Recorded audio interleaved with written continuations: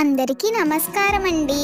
ఈరోజు మనం మా గోదావరి స్టైల్ పాలుకోవచ్చు ఎలా తయారు చేసుకోవాలో చూద్దాం. ముందుగా ఓ లీటర్ పాలు తీసుకుని గిన్నెలో పోసి పొయ్యి మీద పెట్టాలి.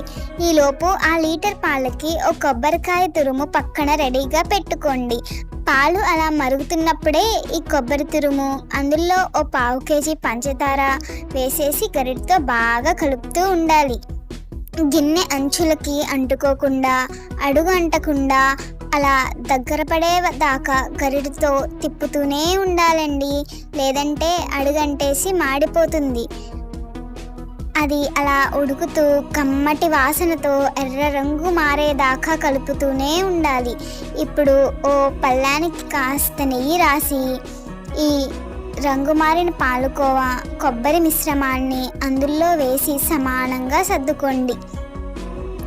మర్చిపోకండి, కాస్త వేడిగా ఉన్నప్పుడే చాకుతో ముక్కల్లా కోసేసుకోండి. చల్లారిందా గట్టి పడిపోయి కోయడం కష్టమైపోద్ది. అంతేనండి, నోట్లో వేసుకుంటే కరిగిపోయే కమ్మటి పాలకోవా అచ్చు రెడీ. మీరు ఓసారి ఇంట్లో ట్రై చేసి ఎలా కుదిరిందో కామెంట్లలో చెప్పేయండి.